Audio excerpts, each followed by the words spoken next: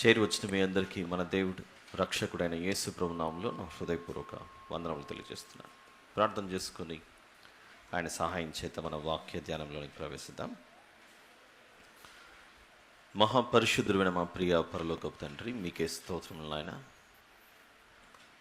ఈ ఆదివార దినమున మమ్మల్ని అందరినీ మీ సన్నిధిలోనికి ఇటు రీతిగా నడిపించినందుకై మీకే మా హృదయపూర్వక కృతజ్ఞత ఆస్తుతి స్తోత్రములు చెల్లిస్తున్నాం నా ప్రభువా. మీ జీవం గల మాటలను విని నేర్చుకున్నట్టుకు మాకు సహాయం చేయండి. మా హృదయంలో మీ సన్నిధిలో కుమ్మరించు దీన మనస్సు కలిగి మిమ్మల్ని బహుగా హెచ్చించు. మీరు తప్ప మాకు మరొక దేవుడు లేడని మరొకసారి మేము ఒప్పుకొనొచ్చు.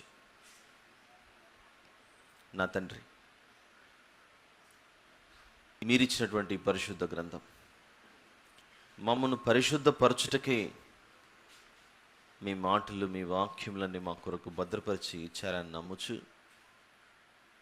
మీ సేవకునిగా మీ బిడ్డల మధ్యలో నిలువబెట్టారు. మీ చిత్తానుసారముగా ఉపయోగించుకోనమని ప్రార్థిస్తూ గ్రహింపు శక్తిని మీ బిడ్డలకు అనుగ్రహించమని ఈ కృతజ్ఞత స్తుతి ప్రార్థన మా ప్రభువును ప్రియరక్షకుడైన యేసుక్రీస్తు ప్రభుల వారి పేరిట మీకే సమర్పించి ప్రార్థించి వేడుకొంచున్నాను తండ్రి, ఆమేన్.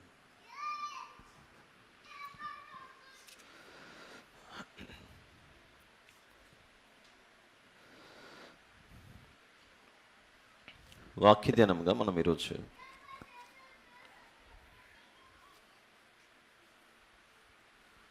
యోహాను సువార్త 15వ అధ్యాయం.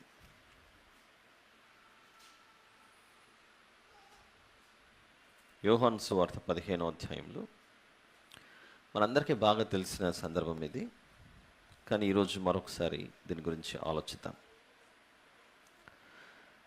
యోహాను సువార్త 15వ అధ్యాయము, gospel of John chapter number 15, మొదటి నుంచి 8వ వచనం వరకు, verse number 1 to verse number 8.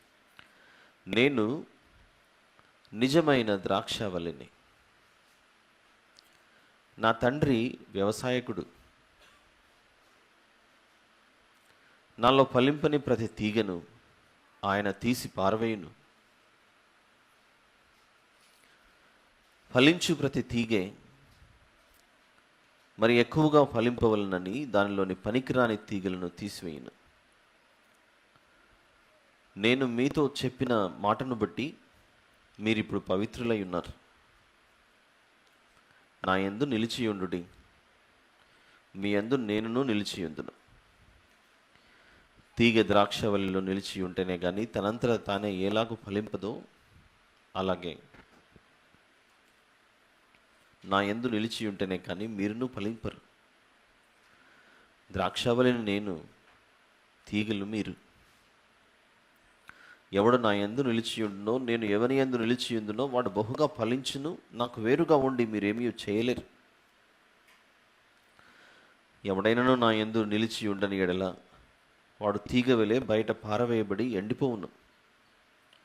మనుషులు అట్టి వాటిని పోగు చేసి అగ్నిలో పారవేతురు, అవి కాలిపోవును. నా యందు మీరును, మీ యందు నా మాటలు నిలిచి ఉండిన ఎడల మీకేది ఇష్టమో అడుగుడి, అది మీకు అనుగ్రహింపబడును. మీరు బహుగా ఫలించుట వలన నా తండ్రి మహిమపరచబడును. ఇందువలన మీరు నా శిష్యులగుదురు.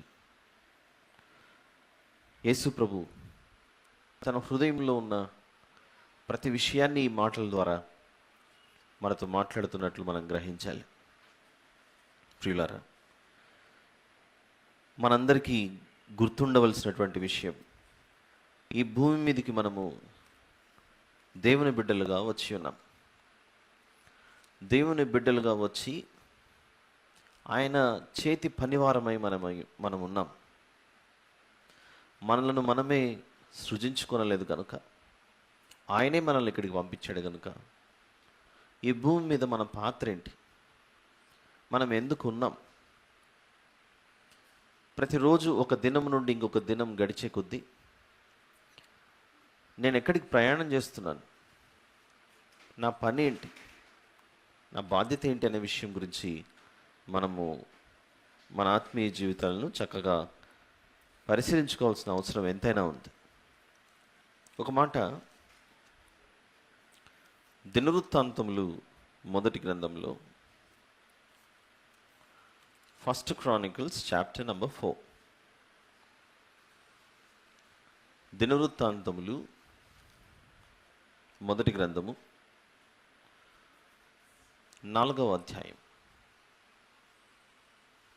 దినవృత్తాంతములు మొదటి గ్రంథము 4వ అధ్యాయము 23వ వచనాన్ని గమనిద్దాం ఒకసారి. Verse number 23. వారు కుమ్మరివాండ్లయి నెతాయీమునందును గెదేరానందును కాపురముండిరి. రాజు నియమము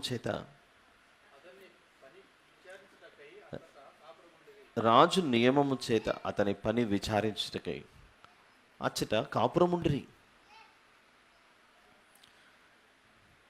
ఈ 23వ వచనంలో వారు కుమ్మరివాండ్లయ్యి ఒకరి గురించి ప్రస్తావిస్తున్నాడు అక్కడ. నెతాయీమునందును గెదేరానందును కాపురముండిరి. కొన్ని ప్రాంతాలలో వారు నివసిస్తున్నారట. ఆ ప్రాంతాలను నివసించడానికి గల కారణం, ఆ ప్రాంతంలో నివసించడానికి, అక్కడ ఎందుకు వాళ్ళు నివసిస్తున్నారు అనే దాని గురించి చాలా చిన్నగా 23వ వచనంలో చివరి మాట రాయబడింది అక్కడ. రాజు నియమము చేత అతని పని విచారించుటకై అచ్చట కాపురం ఉండరు. ఈ మాట ఖచ్చితంగా మనం ఆలోచింపజేయాలి. వీరు ఒక ప్రాంతంలో కాపురం ఉంటూ నివసించుచున్నది ఏ కారణాన్ని బట్టి అని ఆలోచిస్తే, రాజు నియమించాడట. రాజు నియమించి ఆ పని చేయుటకు వారిని అక్కడ పెట్టాడట. కాబట్టి రాజు ఇచ్చినటువంటి ఆజ్ఞలను బట్టి, రాజుగారి ఆజ్ఞలను పాటిస్తూ వారు అక్కడ పని చేయాలి.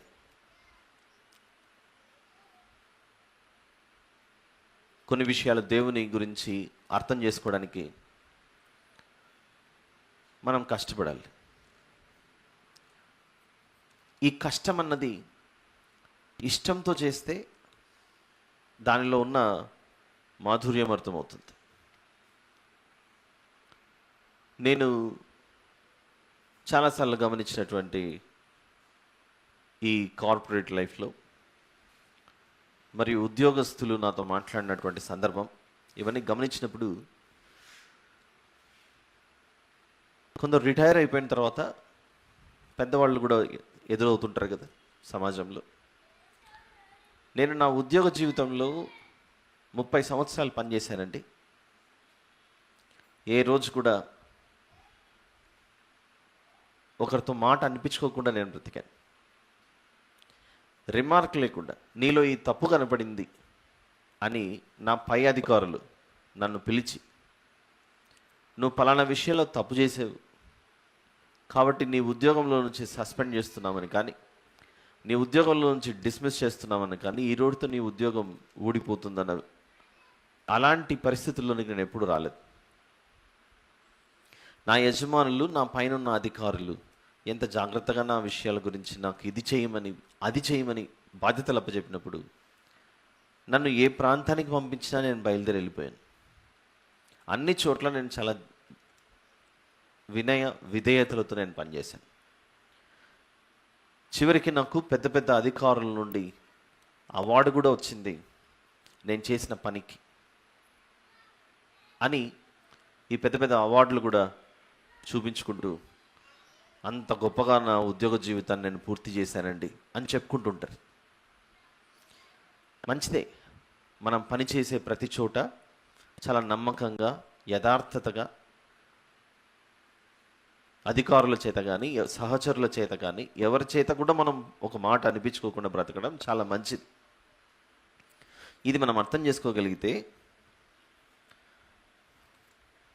ప్రకటన గ్రంథంలో బుక్ ఆఫ్ రెవల్యూషన్ బైబిల్ చదివేటప్పుడు we should not read just for the purpose of information, we also should read for the purpose of revelation. Information కొరకు మాత్రమే, సమాచారం కొరకు మాత్రమే బైబిల్ చదవకూడదు. అందులో నుండి దేవుడు నాకు ఏం బయలుపరుస్తున్నాడు అనే ఉద్దేశంతో చదవాలి. Bible has lot of information. Then what do we get out of that information? We should pray to God to reveal His plan out of that information. Very important. వచనం చెప్పే ముందు మనం కూడా చాలా చదువులు చదువుకొని వచ్చాం. స్కూల్, కాలేజీలన్నీ చాలామంది ఇక్కడ పుస్తకాలలో చదువుకున్నారు కనుకనే పెద్దగా దానిని అమలు పరుస్తారు. Books has information. పుస్తకాలలో ఇన్ఫర్మేషన్ ఉంటుంది. ఎప్పుడైతే దానిని అమలు పరుస్తామో అప్పుడు మనం తెలివి వివేచనతో దాన్ని ఉపయోగించుకుంటాం. ఒక వ్యక్తి ఎంబీబీఎస్ చదువుతున్నాడు, లేకపోతే ఇంజనీరింగ్ చదువుతున్నాడు. ఏ చదువైనా చదువు. నేను పాస్ అయ్యానని సర్టిఫికెట్ తెచ్చిపెట్టుకుంటే ప్రయోజనమా? చదువుకున్నది అమలు పరిస్థితి ముఖ్యమా? చదువుకున్నది ఇంప్లిమెంట్ చేస్తే దానికి ముఖ్యం. అలానే బైబిల్ గ్రంథంలో మనం చదివే ప్రతిదీ నాకు అన్నీ తెలుసులే బైబిల్లో ఉన్నవి అన్నంత వరకు మన జీవితాలు ఆగిపోకూడదు. తెలుసుకున్న మనం దానిని నిత్య జీవితంలో ఎలా అమలు పరుస్తున్నాం, how are we implementing that is very very important. ఎలా అమలు పరుస్తున్నాం అనేది చాలా ముఖ్యం. ఒక కంపెనీలో పనిచేసేటప్పుడే అంత యథార్థతగా చేయాలి అనే ఆలోచన మనకు ఉన్నప్పుడు కేవలం ఒక కంపెనీ మాత్రమే కాదు, కొందరు ఏ రోజు కూలి ఆ రోజు సంపాదించుకోవడానికి కూడా పనిచేస్తుంటారు. ఉదయం నుంచి సాయంత్రం వరకు వారి యజమాని ఏ బాధ్యత అప్పచెప్పింటే వాటిని చక్కగా నిర్వర్తించి పూర్తి చేస్తేనే సాయంత్రం అయితేనే ఇవన్నీ దొరుకుతాయి. ఈ విషయాలు మనం గ్రహించగలిగితే ప్రకటన గ్రంథం 17వ అధ్యాయంలో, book of Revelation chapter number 17,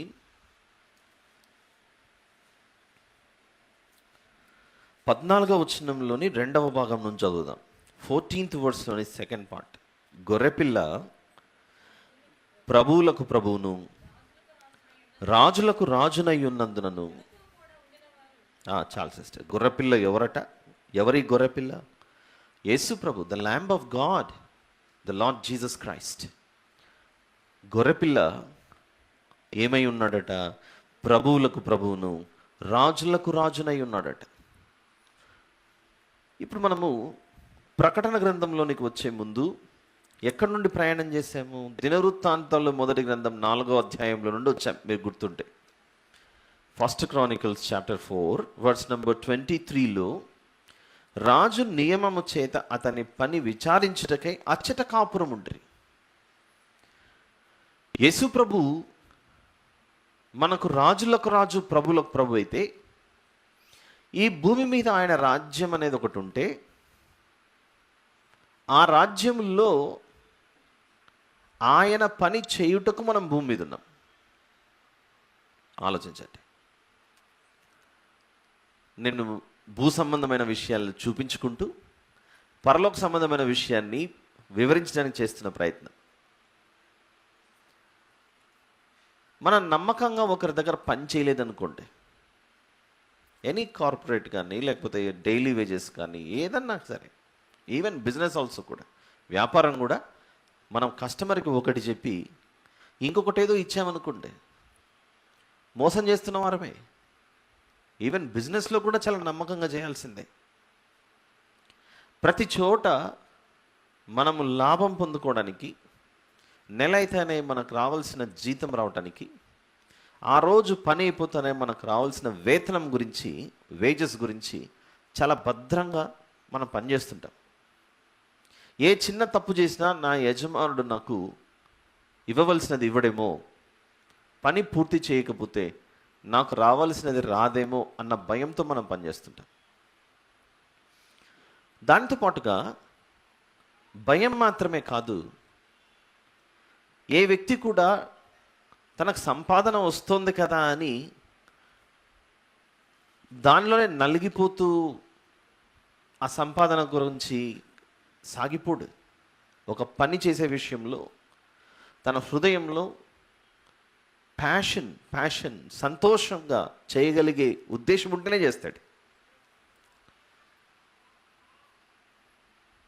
మనం చేసే పనులు,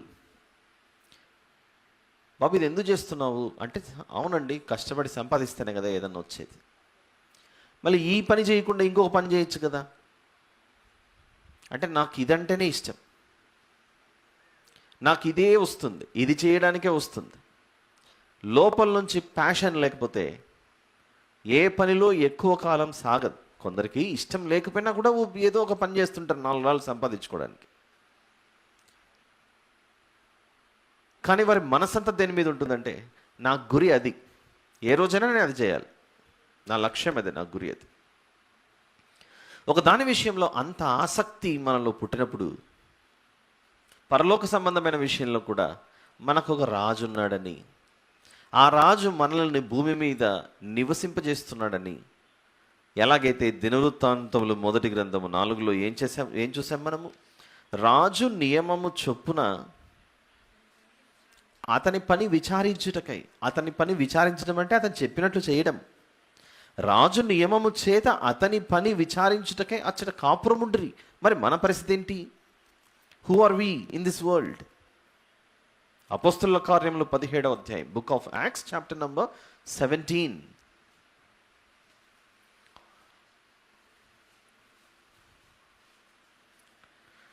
అపోస్తలుల కార్యములు 17వ అధ్యాయము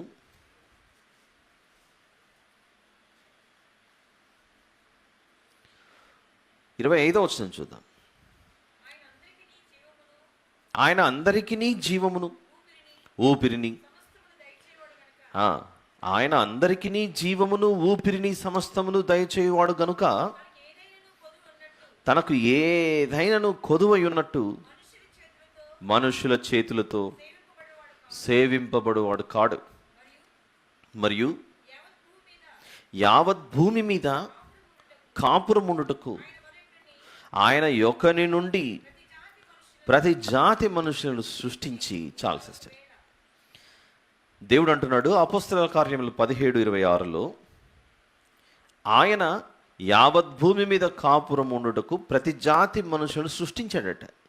భూమి మీద కాపురం ఉండుటకు, నివాసం మనం ఈ భూమి మీద కలిగి ఉండుటకు దేవుడు మనల్ని ఇక్కడికి పంపించాడట. కొన్ని సందర్భాల్లో మనం ఏం వింటాము, వెంటనే మర్చిపోతుంటాం. It's our weakness. ఈయన దేని గురించి మాట్లాడుతున్నాడు, ఎక్కడి నుంచి స్టార్ట్ చేశాడు, అసలు మమ్మల్ని ఏ డైరెక్షన్లోకి తీసుకెళ్తున్నాడు అనేది మర్చిపోయి లింక్స్ మర్చిపోతుంటాం. లింక్ ఎక్కడ స్టార్ట్ చేసుకున్నాము ఏంటనేది. అందుకే నేను మెసేజ్లో చాలాసార్లు చెప్పిండేది మళ్ళీ రిపీట్ చేస్తుంటాను. ఎందుకంటే అందరూ ఒకే రకంగా రిసీవ్ చేసుకోలేరు. ఒకరికి ఒక విషయం చెప్పిన వెంటనే అర్థమవుతుంది. మరికొందరికి ఒకే విషయాన్ని అట్లీస్ట్ 3-4 టైమ్స్ చెప్పాలి. అలా చెబితేనే బాడీ ప్రెజెంట్, మైండ్ యాబ్సెంట్లో ఉన్న వాళ్ళు మైండ్ని తీసుకొని వచ్చి మళ్ళీ ఇక్కడ పెట్టుకుంటారు.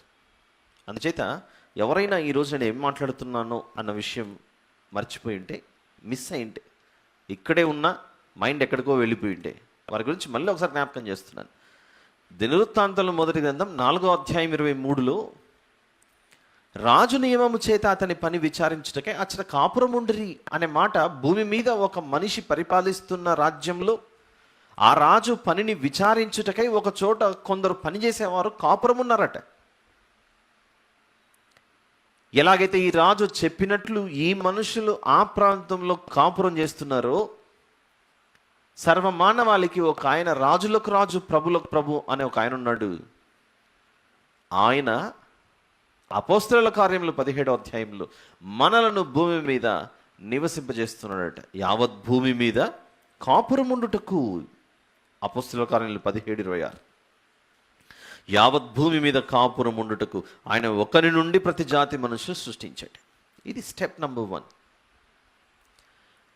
పాత నిబంధనలో ఒక రాజు తన ప్రజలను నా పని విచారించుటకై, నా పని చేయుటకై, నా పనిలో మీరు ఇది విజయవంతంగా ముగించుటకై నేను ఏర్పాటు చేసిన వారు మీరు అని అక్కడ ప్రాంతంలో నివసింపజేస్తే వారెంతో నమ్మకంగా రాజు కొరకు పనిచేస్తున్నారట. నమ్మకంగా ఆ రాజ్యంలో రాజు వద్ద పనిచేస్తున్నారట. ఇది మనకు అర్థమైతే ఈ భూమి మీద మనం కాపురం ఉంటుండడానికి గల కారణం ఎవరు చేసి మనల్ని ఇక్కడ పెట్టారు? దేవుడు ఏర్పాటు చేశాడని అపోస్తల కార్యములు 17లో చాలా స్పష్టంగా మనకు రాయబడింది. ఇలా దేవుడు ఏర్పాటు చేసి మనల్ని భూమి మీద నివసింపజేస్తున్నప్పుడు ఆయన ఎవరై ఉన్నాడు అని ఆలోచిస్తే రాజులకు రాజు, ప్రభువులకు ప్రభు అంటే ఇప్పుడు ఎవరు చెప్పినట్లుగా వినాలి? ఆ రాజు చెప్పినట్లుగా ఈ భూమి మీద ఉన్న ప్రతి ఒక్కరూ విని తీరాలి. ఆయన పని చేయాలి. దాని గురించి ఆలోచిస్తూ కొరింథీయులకు రాసిన 2వ పత్రికలో మరి మనం ఏమై ఉన్నాం? కొరింథీయులకు రాసిన 2వ పత్రిక 5వ అధ్యాయం, second letter to Corinthians chapter number 5 verse number 20, 20వ వచనం. దాని తర్వాత ఉన్న భాగం చదువుదాం సిస్టర్. మేము క్రీస్తుకు రాయబారులమై అనే మాటను చూడండి. అక్కడ దొరికిందా? క్రీస్తుకు రాయబారులమై. రాయబారిని ఇంగ్లీష్లో ఏమంటారు? అంబాసిడర్. మేము క్రీస్తుకు రాయబారులమై. అసలు రాయబారులు ఏ పనిలో నిమగ్నమై ఉంటారు? అంబాసిడర్స్ ఏ పనిలో ఉంటారు? అసలు అంబాసిడర్ ఎందుకు అవసరం?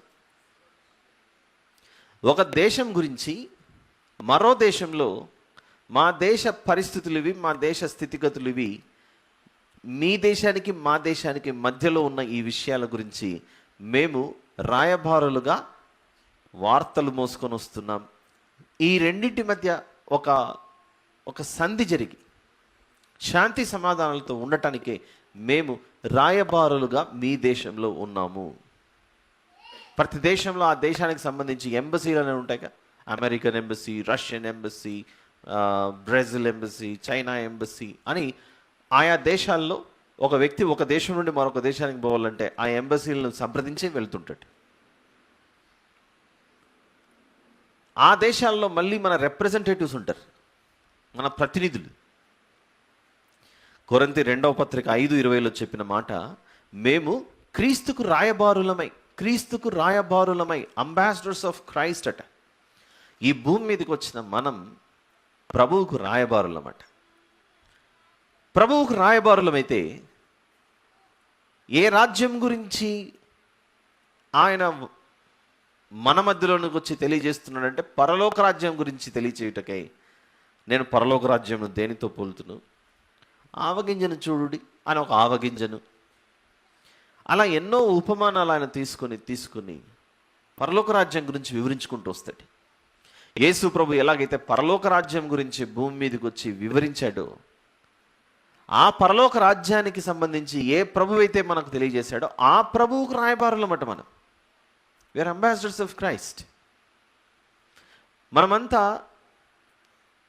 ఆ దేవుని రాజ్యానికి రాయబారులమైతే మన రాజ్యం గురించి మనమే తప్పుగా ప్రకటించే అవకాశం ఉంటుందా? ఫర్ ఎగ్జాంపుల్, మన భారతదేశానికి సంబంధించి ఒక వ్యక్తి వేరే దేశంలో అంబాసిడర్గా ఉన్నాడు, రాయబారిగా ఉన్నాడు. అక్కడికి వెళ్ళిన తర్వాత మన దేశం గురించి ఏదైనా చెడుగా చెప్పడం కానీ, మాట్లాడకూడని మాటలు మాట్లాడినా ఆ వ్యక్తి ఇప్పుడు రాయబారిగా పిలువబడే అవకాశం ఉంటుందా? నేరస్తుడుగా పరిగణింపబడి పట్టి చెరసాల్లో వేస్తారా? నేరస్తుడుగా పరిగణించి జైల్లో వేయటమే. నువ్వు ఈ దేశం పక్షాన వెళ్ళి, ఈ దేశం తరపున వెళ్ళి రాయబారిగా మంచి వార్తలు మోసుకొని వెళ్ళి ఈ దేశ పరిస్థితులన్నింటిని గురించి గొప్పగా చెప్పి, you should live like a citizen of that country. క్రీస్తుకు రాయబారులు అన్నప్పుడు ఈ రాయబారి ఎక్కడి నుంచి వచ్చాడన్న విషయం గుర్తుండాలి. మనమంతా పరలోక పౌరులమైతే, ఆ పరలోకానికి సంబంధించిన రాయబారులం మనమైతే, ఈ రాయబారి ఏ పౌరస్థితి కలిగి జీవించాలి? పరలోక పౌరస్థితిని కలిగి జీవించాలి. ఎప్పుడు ఆ దేశం గురించి మంచి మాట్లాడాలి, ఆ దేశానికి సంబంధించిన రాజు గురించి గొప్పగా మాట్లాడాలి, ఆ దేశంలో రాజు పరిపాలిస్తున్న రాజ్య పరిపాలన గురించి గొప్పగా మాట్లాడాలి. ఏ వ్యక్తి కూడా మన దేశంలో ఉంటూ వేరే దేశానికి వెళ్ళి మా ప్రధానమంత్రి మంచోడు కాదండి, డౌట్ వస్తుంది అని మాట్లాడకూడదు, తప్పది. మన దేశంలో ఉన్న రాష్ట్రపతి గారు మంచోళ్ళు కాదండి అని మనం మన దేశం గురించి ఎవరు తప్పుగా చెప్పకూడదు, అది నేరం. ఎలాగైతే అది మన చెవులకు ఇబ్బందికరంగా అనిపిస్తుందో, భూమి మీదకి వచ్చిన తర్వాత మనిషి యేసు ప్రభు నా రాజు కాదండి, యేసు ప్రభు రాజులకు రాజే కాదండి, నా దేవుడే కాదండి. ప్రతి మనిషికి గుర్తుండాలి, నాకు యేసు ప్రభు లోకరక్షకుడు, నేను ఆయనకు రాయబారి. ఇది మనకు ఒకవేళ ఏ వ్యక్తి అయినా కూడా ఈ దేశం గురించి కానీ, ఈ దేశ పరిపాలన గురించి కానీ, ఈ దేశ అధికారుల గురించి మరో దేశానికి వెళ్ళి చెడుగా మాట్లాడితే ఆ వ్యక్తిని ఏ కేటగిరీలోకి చేర్చాలి? అప్పుడు దేశద్రోహి, దేశద్రోహి అనే అనే జాబితాలకు, ఆ లిస్టులోకి వెళ్ళిపోతాడు. అందుకే మనం ఈరోజు ఆ చిన్న మాట, ఫస్ట్ క్రానికల్స్, దినవృత్తాంతములు మొదటి గ్రంథము 4:23లో ఎంత చిన్నగా రాయబడిన మాట మనల్ని ఇంత ఆలోచింపజేస్తుంది చూడండి. అక్కడ ఏమిటా మాట?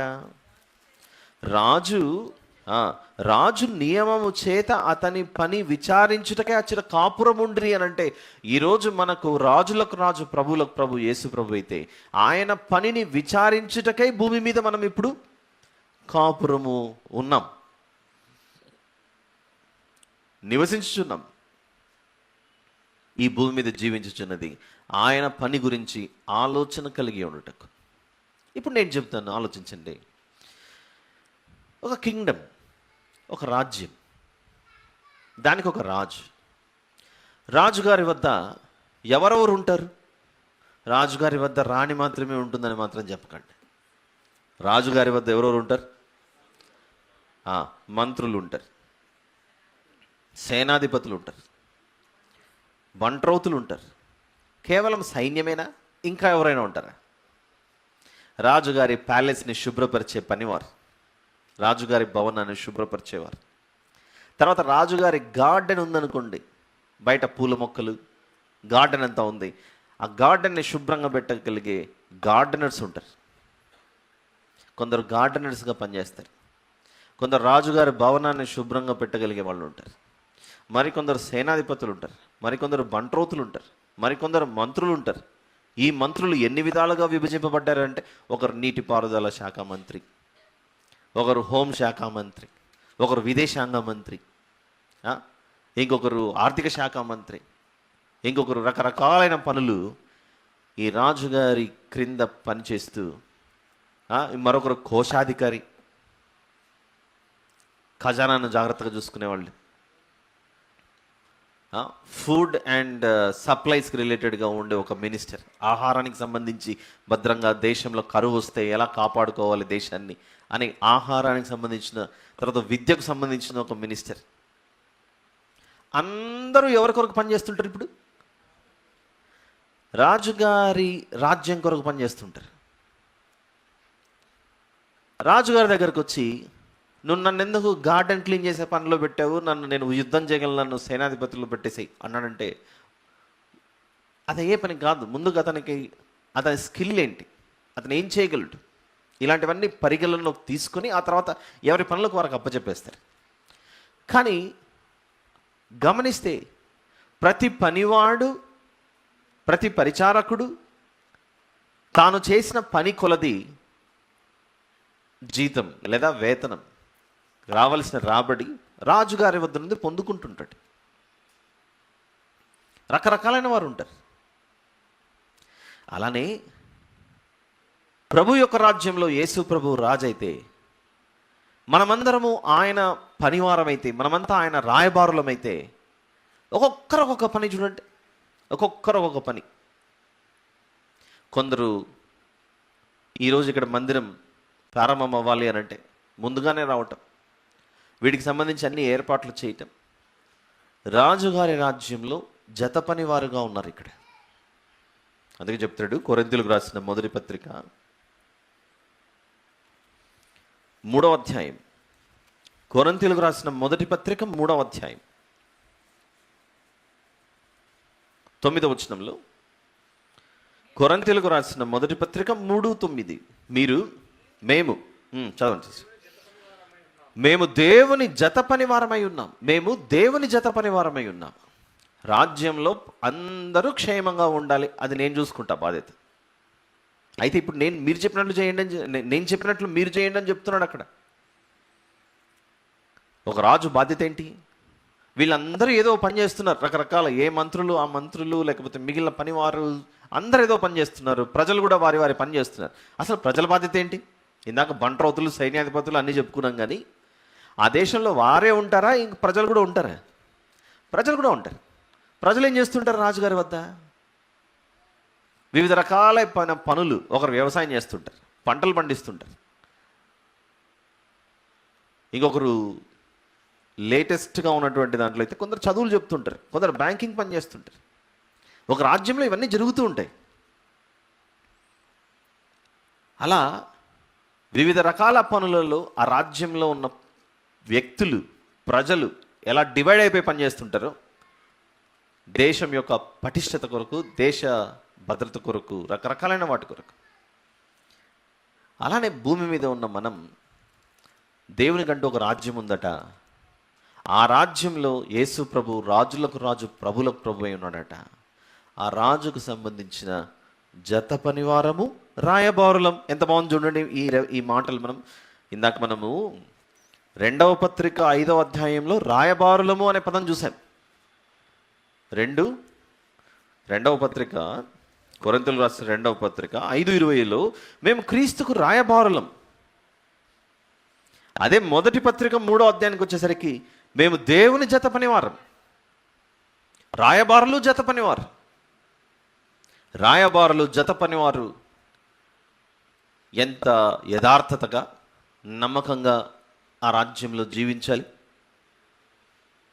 రాజుగారికి ద్రోహం చేస్తున్నారన్న విషయం వినబడగానే ఎస్తేరు గ్రంథంలో మొర్దెకై గారు, రాజా నిన్ను ఎవరో చంపాలనుకుంటున్నారు అన్న విషయం కబురు పంపగానే అది నిజమే అని తేలినప్పుడు ఆ ఇద్దరిని శిక్షలోకి తీసుకెళ్ళి, మొర్దెకై అను ఈ వ్యక్తి నా ప్రాణాన్ని కాపాడాడు అని ఒక పుస్తకంలో రాసి పెట్టుకుంటాడు, డైరీలో.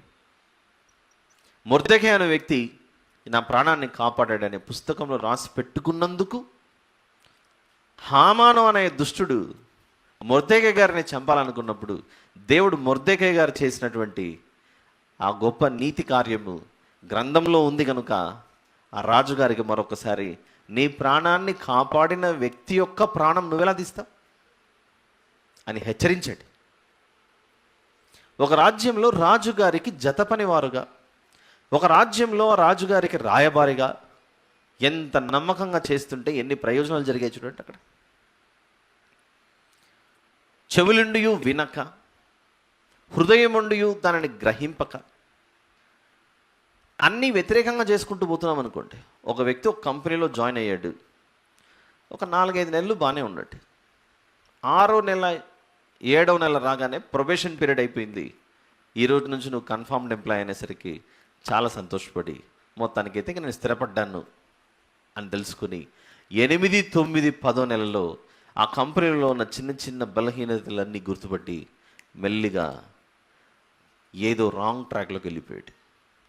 ఒక్కరోజు ఒకరిని మోసం చేయగలిగాడు, రెండో రోజు ఇంకొకరిని అలా చేయగలిగితే ఎవరు గుర్తుపట్టలేకపోయారు. కానీ కొద్ది రోజుల తర్వాత ఏదో తేడా వస్తుంది కంపెనీలోనే, పట్టుకుంటే ఇతని పరిస్థితి ఏంటి? ఇప్పుడు అయిపోయి పట్టుకుంటే ఇంక ఉద్యోగం ఊడిపోయింది, జైలు శిక్షే. ఉద్యోగం ఊడిపోయి జైలు శిక్షే. ఇది మనకు అర్థమైతే ప్రతి మనిషిని దేవుడు స్పష్టంగా చూస్తూ ఉంటాడట. చూద్దాం, అది కీర్తనల గ్రంథంలో మనం దేవుని రాజ్యంలో రాయబారులం, ఆ దేవుని రాజ్యంలో జత పనివారం. కీర్తనల గ్రంథము 11వ కీర్తన 4వ వచనంలో, సామ్ నంబర్ 11 వర్స్ నంబర్ 4, యెహోవా తన పరిశుద్ధాలయంలో ఉన్నాడు, రాజుగారు కదా, అందుకే ఆయన సింహాసనము ఆకాశమందున్నది. ఆయన నరులను కన్నులారా చూచుచున్నాడు. తన కనుదృష్టి చేత ఆయన వారిని పరిశీలించుచున్నాడు, ఎవరెవరు ఏ విధంగా ఉన్నారు. నాకు నమ్మకమైన వారుగా ఉన్నారా, నాకు నమ్మకంగా లేకుండా ఉన్నారా అని తన కనుదృష్టి చేత ఆయన వారిని పరిశీలించుచున్నాడట. ఇక ముందుకెళ్ళి సామెతల గ్రంథము 15వ అధ్యాయం చూస్తే 3వ వచనంలో, సామెతల గ్రంథము 15:3, Proverbs chapter 15 verse number 3. యెహోవా కన్నులు ప్రతి స్థలము మీద నుండును, చెడ్డవారిని మంచివారిని అవి చూచుచుండును. అంటే ఆయన రాజ్యంలో ఎందరు చెడ్డవాళ్ళు ఉన్నారు, ఎందరు మంచివాళ్ళు ఉన్నారు అని ఆయన చూస్తూ గమనిస్తూ ఉన్నాడట. ఒక మనిషి చెడ్డవాడు ఎప్పుడవుతాడు? We also need to know that, right?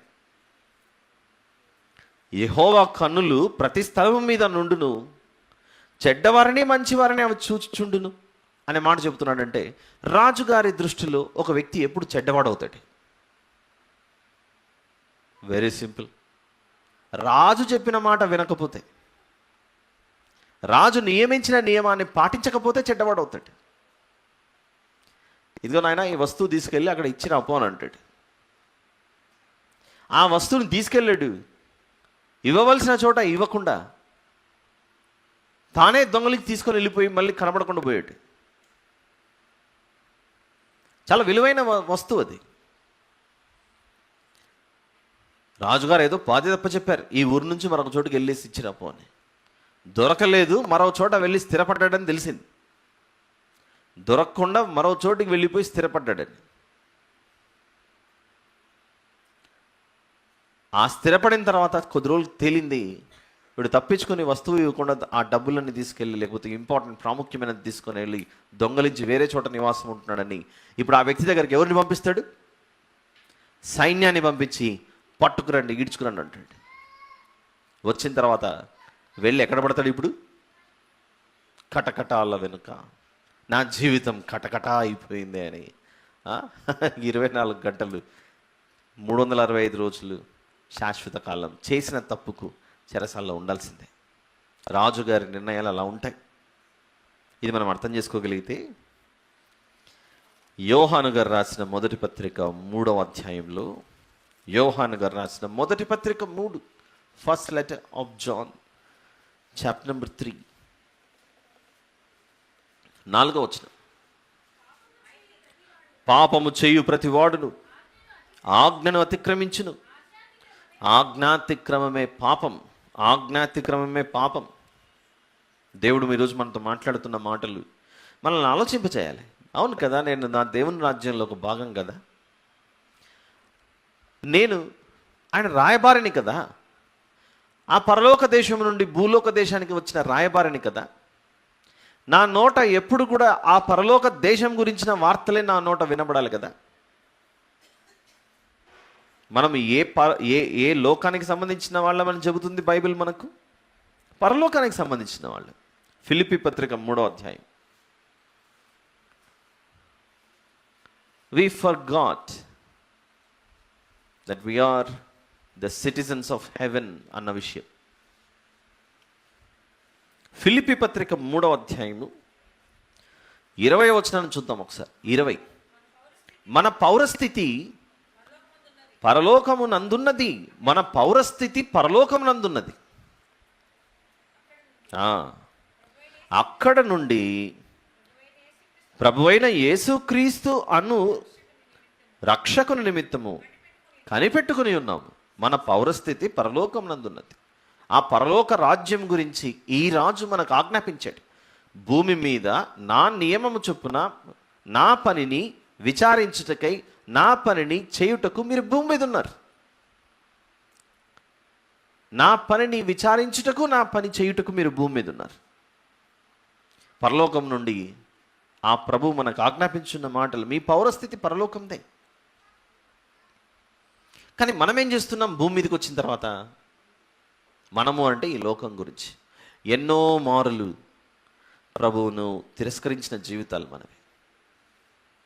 ఎవరో వచ్చి చెప్పాలి, నీవు పరలోక పౌరుడువు, your citizen of heaven, our king is the king of kings and the lord of lords అని చెప్పాలి. ఎవరో వచ్చి జ్ఞాపకం చేయాలి, సేవకుల రూపంలో వచ్చి, భూమి మీద నివసించుచున్న సకల జనులారా, సమస్త ప్రజలారా, మనమంతా దేవుని బిడ్డలమై ఉన్నామని జ్ఞాపకం చేస్తే అప్పుడు వెంటనే నమ్మడు మనిషి. అవునా, ఇది నిజమా కాదా ఆలోచించి ఆలోచించి ఆ తర్వాత ఎంతో కాలానికి మనం ప్రభువుని అంగీకరించాం. వచ్చిన మనము మంచివారముగా జీవించామా, చెడ్డవారం అయిపోయామా? ఆయన ఏం చెబితే దాన్ని పాటించక వ్యతిరేకంగా మారిపోయాం. నేను తప్ప మరొక దేవుడు మీకు ఉండకూడదు అని అంటే, నువ్వు తప్ప మాకు అన్ని దేవుళ్ళే అనేసాం ఈ లోకం. 2, నువ్వు ఏ రూపమును కూడా పూజింపకూడదు అనే మాట చెబితే, నీ రూపము తప్ప మిగిలిన అన్ని రూపాలు నాకు దేవతలు దేవుళ్ళే. నీ దేవుడైన యెహోవా నామమును వ్యర్థముగా ఉచ్చరింపకూడదు అని అంటే, మన అవసరాలకు ఇష్టం వచ్చినట్లుగా మన దేవుని నామాన్ని ఉచ్చరించేశాం, పలికేశాం. అప్పుడప్పుడు దొంగ ప్రమాణాలు చేసేవాళ్ళు కొందరు ఉంటారు.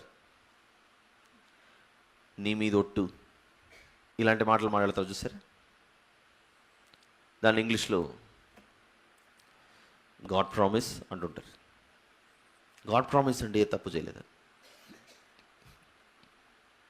అయితే దీన్ని పలికేటప్పుడు కొందరు దేవుని నామాన్ని వ్యర్థముగా ఉచ్చరించే విషయం గురించి, నేను మాట అంటే మాట, తప్పనే తప్పనని చెప్పి గాడ్ ప్రామిస్ అనేసారు. ఆ తర్వాత మాట తప్పారు.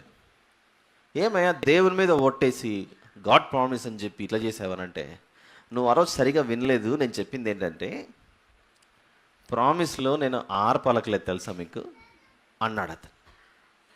గాడ్ ప్రామిస్ అన్నాను, అది నీ ప్రాబ్లం. నేను గాడ్ ప్రామిస్ అన్నానని ప్రామిస్ అని 6 కూడా పలికాను నువ్వు అనుకుంటున్నావు. నేను పలకలేదు ఆ రోజు, నువ్వు వినలేదు సరిగా, అది తప్పు నీదే అంటున్నాడు అక్కడ. అంటే మనసులో ఉద్దేశం ఏంటి? మోసగించాలి, అన్యాయం చేయాలి, అబద్ధం చెప్పాలి, ఇలాంటివి ఎన్నో మోసాలు. రాజుగారి నామాన్ని వ్యర్థముగా ఉచ్చరించవచ్చు. మనం ఆయన చేస్తున్న ఆలోచనలకి భిన్నంగా, ఆయన కల్పించిన ప్రతి పద్ధతికి వ్యతిరేకంగా మనం నడుచుకొని భూమి మీదకి వచ్చి చెడ్డవారం అయిపోయాం. అలా మనం ఇంకనూ పాపులమై ఉండగానే యేసు ప్రభు మన కొరకు సిలువ మీద మరణించి, నాయన మీ కొరకు, మీ ప్రాణాలను బ్రతికించడానికి కొరకు నేను నా ప్రాణం పెట్టినా కూడా నా త్యాగం ఏంటో మీకు అర్థం అవ్వలేదా? రోమపత్రిక 5లో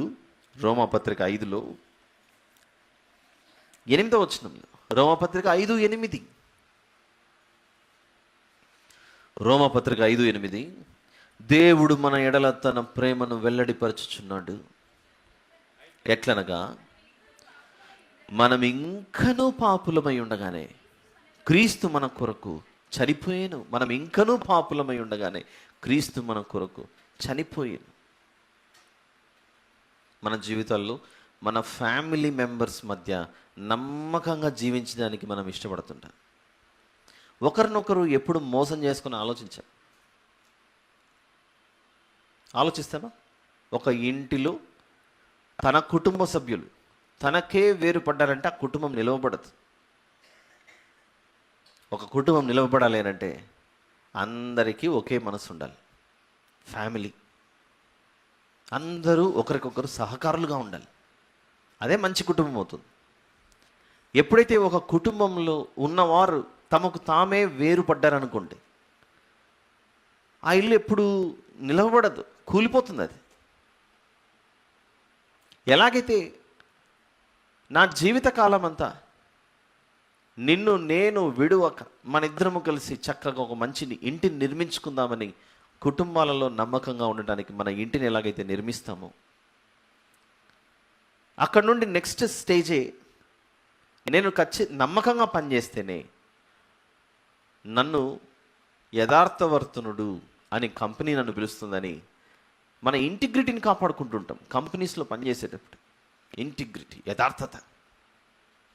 యథార్థతను విడువక, అది ఉద్యోగం కావచ్చు, వ్యాపారాలు కావచ్చు. ఒక చోట ఒక వస్తువునో ఒక సర్వీస్నో మనం పూర్తి చేసిన తర్వాత దేవునికి భయపడేవారు యథార్థంగా పనిచేస్తుంటారు. ఆ ఇంటిగ్రిటీని కోల్పోకుండా జాగ్రత్త పడతారు. ఎందుకు? ఒకటి దైవ భయం, రెండు నేనేమైనా తప్పు చేస్తే ఈ కంపెనీ నన్ను పట్టేసుకుంటుంది అన్న భయంతో అక్కడ నుండి రావాల్సిన ప్రతిఫలం కొరకు చాలా జాగ్రత్తగా. ఇంకా నేను ప్రైవేట్ కంపెనీస్లో పనిచేస్తున్నాను కనుక ఒక పని చేసే విషయంలో ప్రతిదానికి ఒక రెఫరెన్స్ పాలసీ ఇలా ఉందండి, కాబట్టి పాలసీ ప్రకారంగానే ఇలా జరుగుతుంది. పాలసీ ప్రకారంగా మనం కూడా ఇక్కడ ఉద్యోగాలు చేసేవాళ్ళు చాలామంది ఉన్నారు. ఈ కంపెనీలో పాలసీ ఇలా ఉందండి, ఆ పాలసీ ప్రకారంగానే జరుగుతుంది. రూల్ అంటే రూల్ ఇది. పాలసీ డివేట్ అయ్యారనుకోండి, వెంటనే హెచ్ఆర్ డిపార్ట్మెంట్ నుండి warning letter, termination letter, caution letter, show cause letter, ఇలాంటివన్నీ వచ్చేస్తుంటాయి. నువ్వు పలానా విషయంలో తప్పు చేసావు, మేము మిమ్మల్ని పట్టుకున్నామని. అలా ఒకరి చేత పట్టబడకుండా, నన్ను ఎవరు వేలెత్తి చూపించకుండా ఉండాలని ఎంతో జాగ్రత్తగా పనిచేస్తుంటాం. ఎంతమంది ప్రభుత్వాధికారులు కావచ్చు, పేపర్లలో మనం ఎన్నిసార్లు చూడలేదు, ఈ వ్యక్తి ఒక పని చేయడానికి చేయి చాపి లంచం తీసుకున్నాడండి అని. తర్వాత డబ్బులు తీసుకొని న్యాయాన్ని తప్పివేశారండి, కోర్టులలో ఉన్న లాయర్లు, జడ్జులు తప్పులు చేశారండి. ఇలాంటివన్నీ ఎన్నో మనం వార్తల్లో వింటూ ఉంటాం. కారణం ఏంటి? వాళ్ళు పట్టుబడ్డానికి గల కారణం ఏంటి? పట్టబడుట కారణం యథార్థంగా జీవించలేకపోయారు. ఒకరు గమనిస్తుంటారు నన్ను అన్న విషయం గుర్తు లేకుండా పోయింది.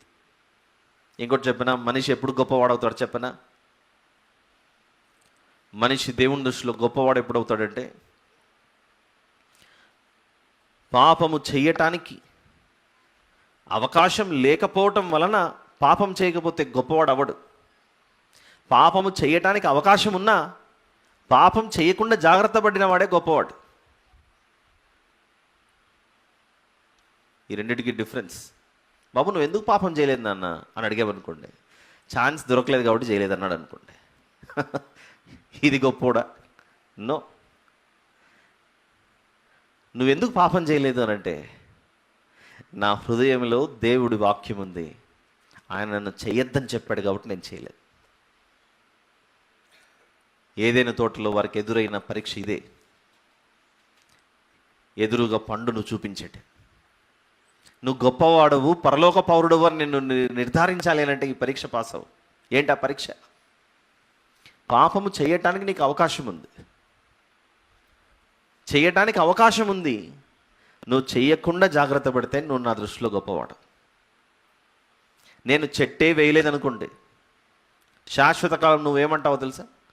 నేను చాలా మంచివాడను, నాలో ఏ పాపం లేదు, నా నీతి నా యథార్థత చాలా గొప్పది. నువ్వు నిజంగానే నా నీతి నా యథార్థత గొప్పది అని అంటే, నేను ఒక చిన్న విషయం చెప్తున్నాను, ఆ పండు మీద చెయ్యి వేయకు, ఆ పండును తినద్దు. ఆ ఒక్క పరీక్షలోనే మనిషి ఏమైపోయాడు? ఫెయిల్ అయిపోయాడు. అలా జీవితకాలంలో దేవుడు మనకు ఈ భూమి మీద ఆనాడు వారికి ఎలాగో ఏదైనా తోటలో ఆ పండు అనే పరీక్ష ఉందో, ఈ భూమి మీదకి వచ్చిన మనందరికీ ఈ లోకంలో జరిగే ప్రతిదీ ఒక పరీక్ష లాంటిది. నమ్మకమైన వారు, ఏం బాబు దొంగతనం చేయలేదు అని అంటే, ఎక్కడ డబ్బులు కనపడలేదని అంటే అన్నట్టు. ఎవరి దగ్గర పర్సు బయటికి రాలేదండి పాకెట్లో నుంచి, అందుకే చేయలేదు. బాబు ఎందుకు నాయన దొంగతనం చేయలేదని అంటే, రెండో వ్యక్తి అంటున్నాడు, ఛాన్సే లేదు. దేవుని దృష్టిలో మంచి వరంగా ఉండాలంటే ఆ పని చేయకూడదు. దొంగల్లో చాలా రకాలు ఉంటారు. రోడ్ల మీద పోయేవాళ్ళు, వాళ్ళ దారి నుంచి దోచుకునేవాళ్ళు. ఇంకొందరు దేశమే వదిలేసి వెళ్ళిపోయి ఉంటారు. పెద్ద పెద్ద బ్యాంకులు లోన్లు తీసుకొని నమ్మకం కడతామని చెప్పి అన్ని తీసుకొని వెళ్ళిపోయేవాళ్ళు. ఆ మధ్యకాలంలో ఒక బ్యాంక్ ఎంప్లాయీ దొరికాడట, ఇంచుమించు 30-40 ఎన్నో చాలా సంవత్సరాలు పనిచేశాడు. ఎలా ఏమేం చేశాడు తెలుసా బ్యాంకులో దొంగతనము అని అంటే, మామూలుగా మనం బ్యాంకులో నుండి డిపాజిట్ చేసినప్పుడు, తీసినప్పుడు, ఏదో మనకి ఉపయోగించుకున్నప్పుడు రూపాయి 20 పైసలు, రూపాయి 15 పైసలు, ఇలా లాస్ట్లో డెసిమల్స్ మిగులుతాయి చూసారా, పాయింట్ తర్వాత 10 రూపీస్ 26 పైసే, 10 రూపీస్ 10 రూపాయల 46 పైసలు, అలా పాయింట్లు మిగిలింటాయి చూసారా. ఆ పాయింట్లలో మిగిలినవన్నీ ఆ పాయింట్లలో 0.80 పైసే, 0.76 పైసే. తన జీవితంలో అలా ఎవరు పట్టించుకుంటారు చెప్పండి. 0.76 పైసా హ్యాస్ బీన్. ఇప్పుడు మెసేజ్ వచ్చింది అనుకోండి ఎవరికన్నా అలర్ట్ ఫోన్లో, బాబు నీ బ్యాంకులో నుంచి ఒక 20 పైసలు కట్ అయింది, 20 పైసలు కట్ అయిందని నీకు మెసేజ్ వస్తే మనం అంతా ఆలోచిస్తామా చెప్పండి. 20 పైసలే కదా పోనీళ్ళు, ఏదో బ్యాంకు మెయింటెనెన్స్కో, నాకు SMS పంపించినందుకో, ఏదో సర్వీస్ ఇచ్చినందుకో 20 పైసలు తీసుకున్నాడులే అని మనం అనుకుంటాం. అలా తాను చేసిన ఉద్యోగ జీవితంలో చిన్న చిన్న ఆ పైసలు అన్నీ లేపి కొన్ని కోట్లు జమ చేసుకున్నాడట. ఎంత ఓపికగా నమ్మకంగా టైంకు వెళ్ళింటాడు చెప్పండి. ఇతను పైసలతో కోట్లు లాగేశాడంటే అలా భయంకరమైన మోసాలు. మనుషులు గమనించడానికి చాలా టైం పడుతుందేమో, కానీ దేవునికి అంత టైం పట్టదు. మన హృదయంలో తప్పు చేయాలన్న ఆలోచన వచ్చినప్పుడే దేవుని దృష్టిలో మనం నేరస్తులన్నమాట.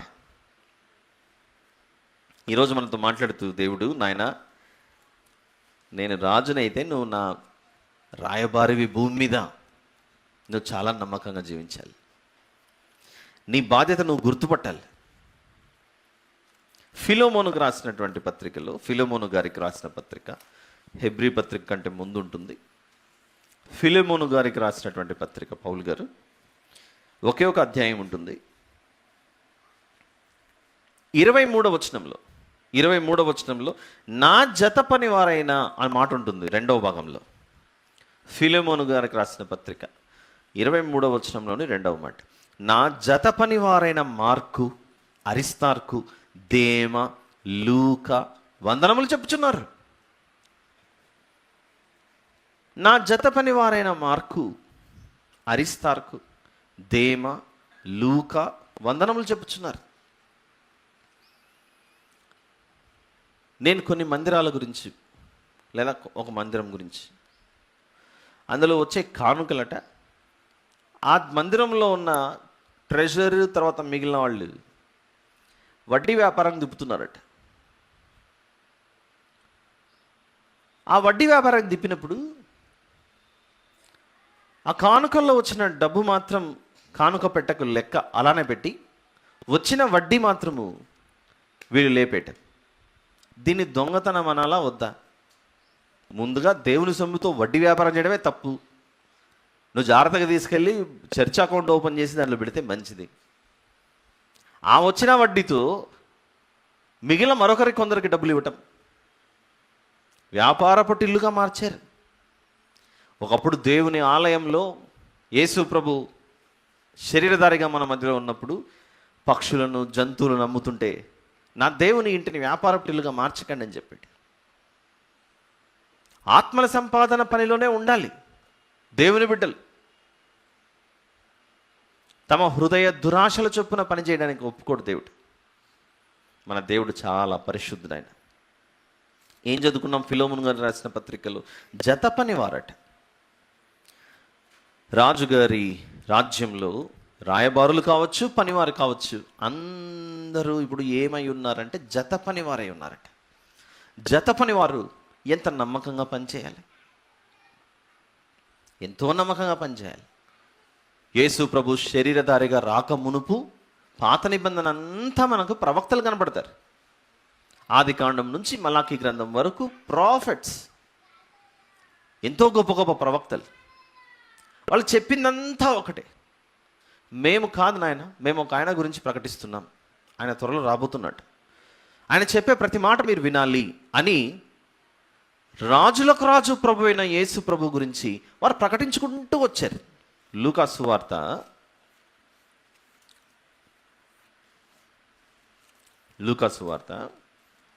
24వ అధ్యాయం 27వ వచనం. Gospel of Luke chapter number 24 verse number 27. మోషేయు సమస్త ప్రవక్తలను మొదలుకొని లేఖనములన్నిటిలో తన్ను గూర్చిన వచనముల భావం వారికి తెలిపాను. ఎవరు చెప్పారట ప్రభువును గురించి? మోషేయు సమస్త ప్రవక్తలు మొదలుకొని లేఖనములన్నిటిలో ప్రభువును గురించి వాళ్ళు చెప్పుకుంటూ వచ్చారట. మనకు ఒక రాజు ఉన్నాడండి, ఆ రాజు నియమించిన ప్రకారంగా మనం జీవించాలి, ఆయన చెప్పిన మాటలు మనం వినాలి. ఇప్పుడు ఇంతవరకు గంట సేపటి నుంచి మనం వింటూ వచ్చాము. మనకు రాజు ఆయన అయితే ఆయన రాజ్యంలో మనం వేరు పనులు చేసేవాళ్ళంగా ఉన్నాం. ఇప్పుడు ఎగ్జాంపుల్, మీరు రాకముందే ఇక్కడ ఏర్పాటు చేయడానికి వచ్చారు పిల్లలు. ఎగ్జాంపుల్ చెప్తున్నాను. అక్కడ సౌండ్ సిస్టము, మిక్సరు, ల్యాప్టాప్లు అన్నీ ఉన్నాయి, బాగానే ఉంది.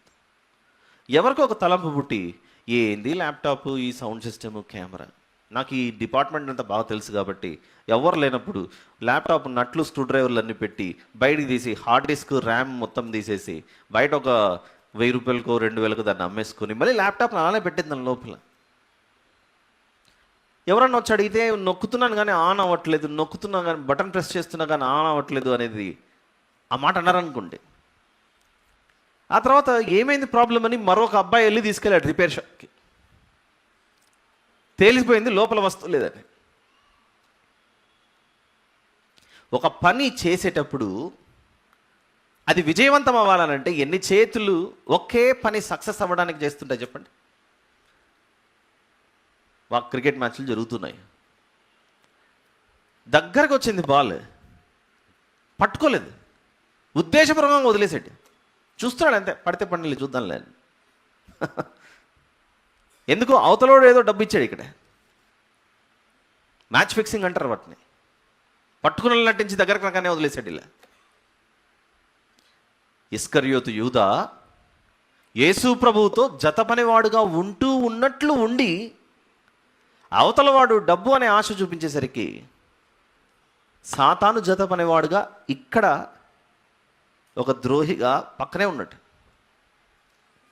ఎలాగైతే ఇస్కరియోతు యూదా ధనమును ఆశించి దేవుని జత పనివాడుగా ఉండవలసిన ఈ రాయబారి అలా ఉండక చివరికి శాపానికి గురయ్యాడు, దేవుని చేతిలో చిక్కాడు. ఇది మనం అర్థం చేసుకోగలిగితే ప్రియులారా, ఈ భూమి మీదకి వచ్చిన మనం ఆయన రాజ్యంలో ఒక భాగం. మనకు అందరికీ వివిధ రకాలైన పాత్రలు ఉన్నాయి. అందుకే కొరింథీయులకు రాసిన మొదటి పత్రిక 3లో 9వ వచనంలో మనం చదువుకున్నాం ఇందాకనే. ఆయన అన్నమాట 9వ వచనంలో, మేము దేవుని జత పని వారమై ఉన్నాము, మీరు దేవుని వ్యవసాయమును దేవుని గృహమునై ఉన్నారు. అలానే పౌలు గారు ఫిలోమోనుకు రాసినటువంటి పత్రిక చూసాం కదా ఇందాక. నేను వాక్య పరిచర్యలో ఉంటూ పత్రికలు రాస్తూ ఇవన్నీ పనులు నేను చేస్తూ ఉంటే నాకు సహకరించుటకు నా జత పని వారు కొందరు ఉన్నారు. వారెవరంటే మార్కు, అరిస్తార్కు, దేమ, లూకా. పౌలు గారు వాక్య పరిచయం చేయడానికి వెళ్తుంటే పక్కన పౌలు గారితో పాటు ఎవరున్నారట? మార్కు గారు, అరిస్తార్కు గారు, దేమా గారు, లూకా గారు. అలానే వాక్య పరిచయం చేయుటకు సువార్థికులు వెళ్తుంటే పక్కన సహకరించే జత పనివారు. వీళ్ళందరి ఉద్దేశం ఏంటి? రాజుగారి రాజ్యంలో కొందరు మంత్రులు, సైన్యాధిపతులు, బంట్రౌతులు, రాజుగారి భవనాన్ని మెయింటైన్ చేసేవాళ్ళు. నెహెమ్యా గారి గురించి రాయబడింది. రాజుగారికి పాత్ర అందించేవాడట, అదొక జాబ్.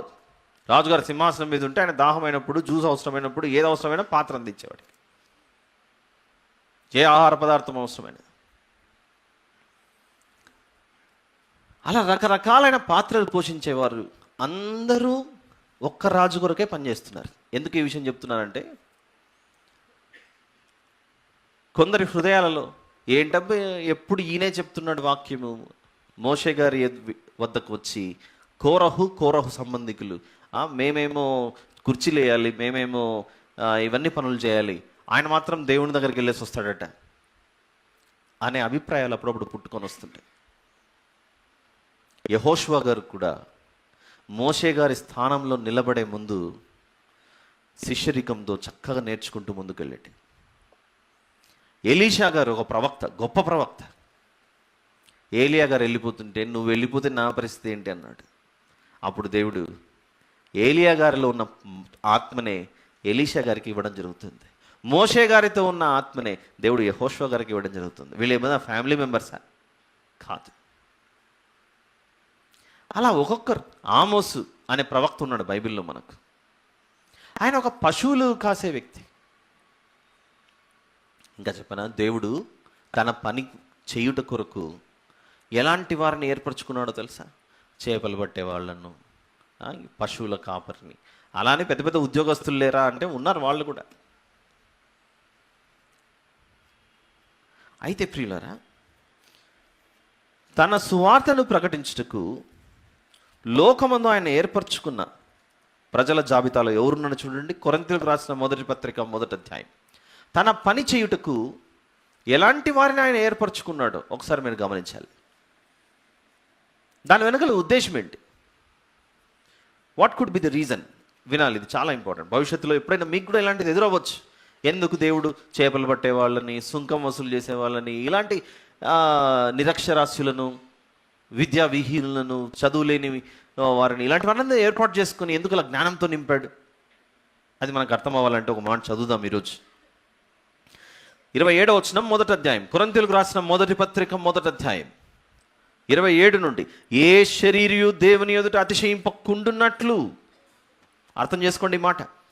ఏ శరీరియు అంటే ఏ మనిషి కూడా దేవుని ఎదుట అతిశయింపకుండున్నట్లు జ్ఞానులను సిగ్గుపరచుటకు లోకంలో నుండి వెర్రివారిని దేవుడు ఏర్పరచుకొని ఉన్నాడు. ఎలాంటి వారిని? బలవంతులైన వారిని సిగ్గుపరచుటకు లోకంలో బలహీనులైన వారిని దేవుడు ఏర్పరచుకొని ఉన్నాడు. ఎన్నికైన వారిని వ్యర్థము చేయుటకు లోకంలో నీచులైన వారిని, తృణీకరింపబడిన వారిని, ఎన్నిక లేని వారిని దేవుడు ఏర్పరచుకొని ఉన్నాడు. అయితే ఆయన మూలముగా మీరు క్రీస్తు చేసినందున్నారు.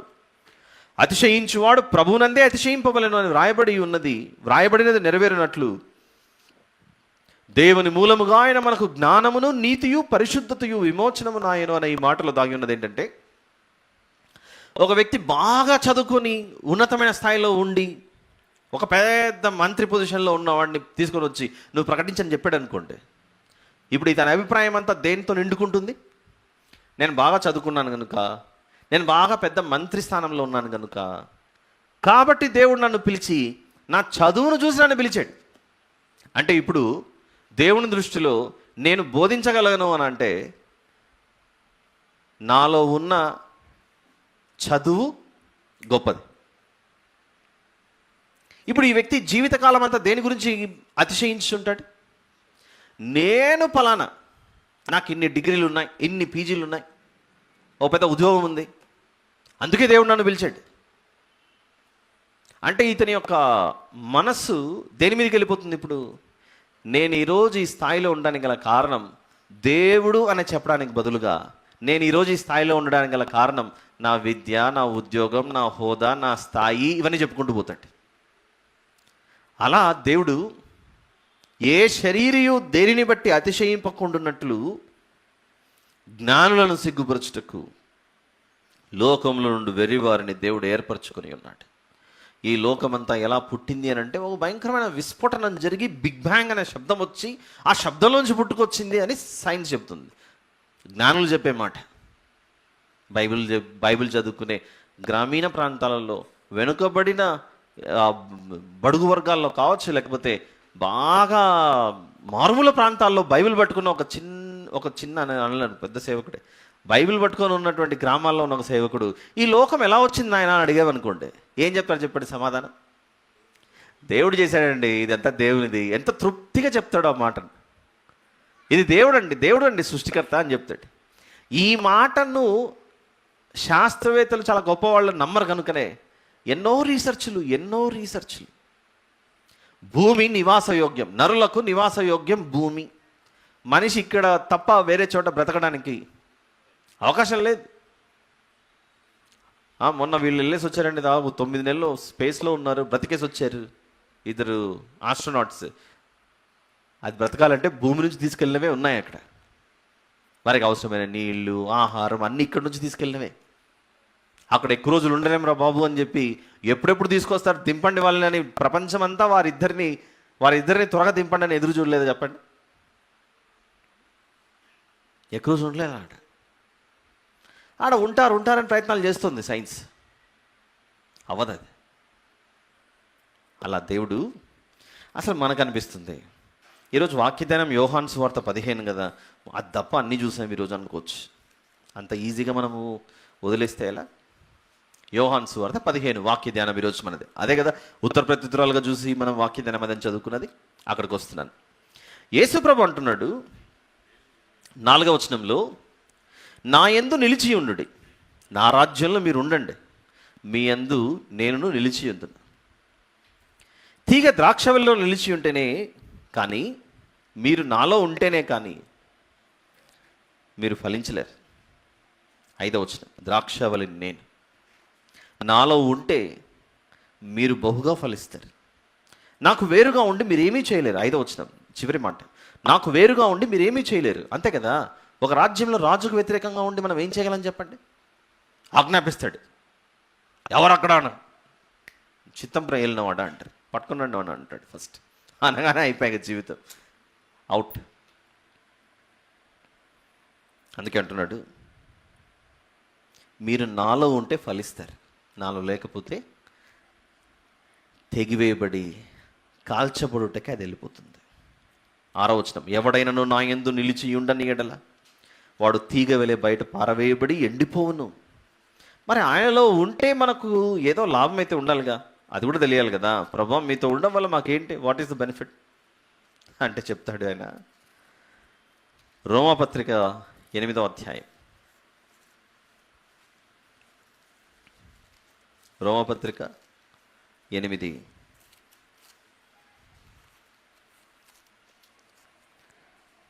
17వ వచనం,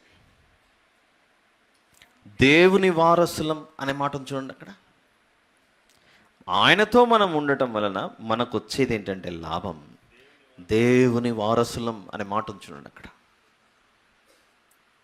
ఈ రాజ్యములు, భూమి మీద ఉన్నటువంటి రాజులు, అధికారాలు, వారి దగ్గర పని చేయించుకొని జీవితకాలం అంతా try to understand the benefit. Yesu ప్రభు రాజ్యంలో మనం ఉండటం వలన మనకు కలిగే ప్రయోజనం ఏంటో చెబుతున్నాడు.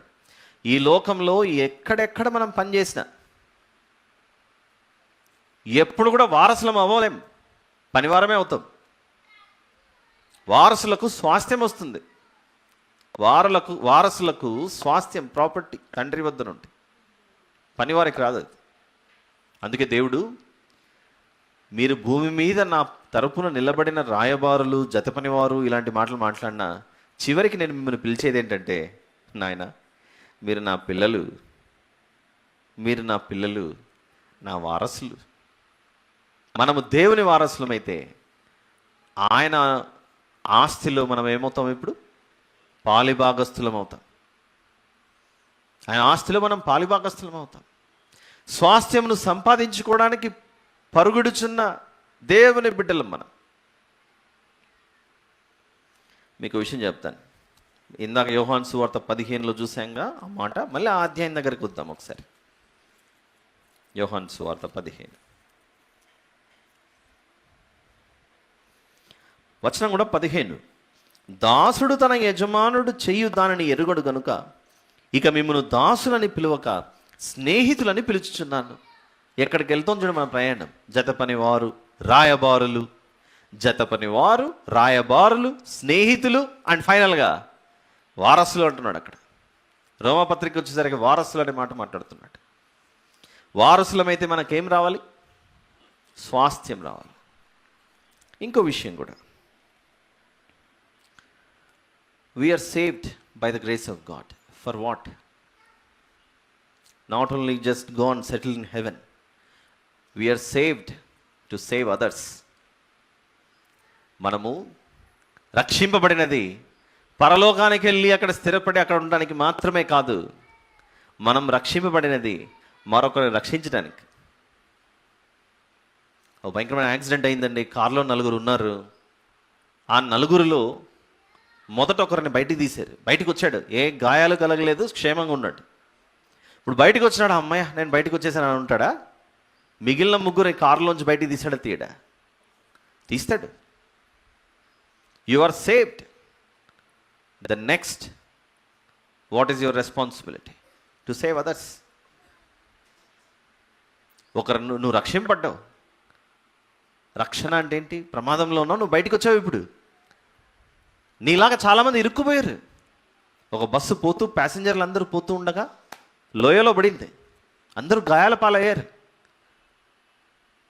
నీకు వారికి తగిలని గాయాలు కలగకపోయినా మొత్తానికి బయటకు చిన్న చిన్న దెబ్బలు తగిలేదు, బయటకు వచ్చాను.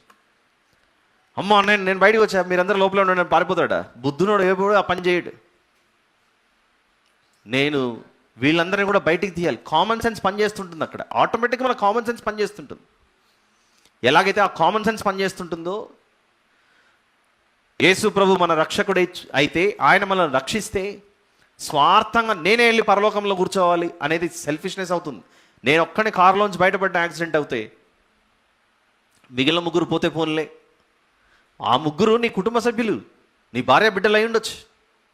వారినేమో వదిలేసి నువ్వు బయటపడి నీ చచ్చిపో అని చెప్పేసి భార్య బిడ్డలు వదిలేసి కారులో వచ్చాడు అనుకోండి. అంటే కారును వదిలేసి వచ్చేసాడు. ఇప్పుడు వారి పరిస్థితి ఏంటి? ఎలాగైతే నీకు ప్రేమ ఉంటుందో వారిని బయటికి తీయాలి, లాగాలి అని, ఎవరైతే నేను బాప్తిసం తీసుకున్నాను, రక్షింపబడ్డాను, పరలోకం వెళ్ళిపోతాను, దేవునితో ఉంటాను అనే ఒకే ఒక గురి లక్ష్యంతో ఉన్నారనుకోండి, అది సెల్ఫిష్ యాక్ట్ అవుతుంది. When you are saved, you are here and you are meant to save others. నీవు రక్షింపబడిన తర్వాత ఇంకో రక్షించకపోతే ఎంత దుర్మార్గుడు అని అంటారు. అప్పుడు ఒకవేళ యాక్సిడెంట్ అయ్యి కారు కాలిపోతుంది, కారు బూడిదవుతుంది, నువ్వు పక్కన రక్షించి కనీసం అంబులెన్స్ కూడా పిలవకుండా నువ్వు తప్పించుకొని పారిపోతే ఆ నేరంలో నిజంగానే నువ్వు ఉద్దేశపూర్వకంగానే నువ్వు యాక్సిడెంట్ చేసావు అనుకుంటారు. అప్పుడు నిజమా కదా? అలానే ప్రభు రక్షణలో అమ్మ నేనైతే తీసుకున్నానండి. మా ఇంట్లో చాలామంది చాలా గొప్పగా చెప్తారు, మా ఇంట్లో మేము అందరం బాప్తిసం తీసుకున్నామండి, దేవుని దయ వల్ల మాకు ఇంకా మేమంతా క్షేమమే. నీ నీ నీ చుట్టుపక్కల ఉన్న వాళ్ళు ఇంకా నశించిపోతున్నారు చాలామంది. వాళ్ళకి చెప్పవా నువ్వు ప్రభు గురించి? వారిని రక్షించే బాధ్యత లేదా? కాబట్టి ఈరోజు విన్న ఈ వాక్యాన్ని బట్టి ఎన్నో మేళ్ళు, మంచి రాజు యొక్క రాజ్యంలో ఆయన రాయబారులం, ఆయన జత పనివారం, దానితో పాటుగా ఆయన దాసులము మాత్రమే కాదు, రాయబారులం మాత్రమే కాదు, పరిచారకులు మాత్రమే కాదు, యోహాను సువార్తలో స్నేహితులు అన్నాడు. చివరికి మీరు నా పిల్లలు, వారసులు అన్నాడు. ఇన్ని మేలు మనకు ఏర్పాటు చేసినప్పుడు ఆయన వలే మనం పనిచేయడానికి సిద్ధపరచుకోవాలి కదా మన జీవితాలను. ఆలోచిస్తారని ఆశిస్తూ ఇంతటిది సందేశాన్ని ముగిస్తున్నాను. ప్రార్థన చేసుకుందాం. ప్రార్థన చేసుకొని ప్రభు యొక్క బలలోనే ప్రవేశిద్దాం. ప్రేమ కనికరము కలిగిన మా ప్రియ పరలోకపు తండ్రి, మీకే స్తోత్రములు నాయన. ఇంతవరకు వినిపించిన వాక్యంలో మీరు మమ్మల్ని ఆలోచింపజేశారు. మేము ఎక్కడైనా ఒక చోట పని చేస్తున్నప్పుడు నమ్మకంగా ఉండాలని ఎలాగైతే ఆ లక్షణాన్ని కలిగి ఉంటామో, మీ రాజ్యంలో ఉన్న మేము కూడా మా అందరి మీద మీరే అధికారి అయినప్పుడు, మీరే మా తండ్రి అయినప్పుడు, మీ దృష్టిలో మేము ఎంతో నమ్మకమైన వరంగా ఉండి, నా తండ్రి మమ్మను రాయబారులు, జత పనివారు, స్నేహితులు అని మాత్రమే కాకుండా మమ్మను వారసులు అని కూడా పిలిచారు. కాబట్టి మా ముందు ఉంచబడిన ప్రతిఫలం కొరకు మీరు చేయమన్న ప్రతిదీ మేము చేసి మీ చిత్తానుసారంగా మీ వద్దకు వచ్చటకు సహాయం చేయని ప్రార్థిస్తాం. యేసు ప్రభు సిలువ మీద బలి అయిన ఆ సందర్భం మమ్మను రక్షించటకే అని మరొకసారి జ్ఞాపకం చేసుకుంటాం. ప్రభు సిలువ త్యాగం అది నా కొరకే, నన్ను రక్షించటకే. నన్ను రక్షించిన ప్రభువును గురించి అనేక మందికి చెప్పి పాతాళ కూపంలోనికి జారిపోతున్న వారిని రక్షించాలనే ఆలోచన మేము కూడా కలిగి ఉండటకు సహాయం చేయని ప్రార్థిస్తూ, ఆయన పునరుత్థానంలో మేము పాలిభాగస్తులో ఉండటకు సహాయం చేయని ప్రార్థిస్తూ, మా ప్రభువును ప్రియరక్షకుడైన యేసు ప్రభు అర్పేట అడిగి వేడుకొని సమర్పిస్తున్నాను తండ్రి. ఆమేన్.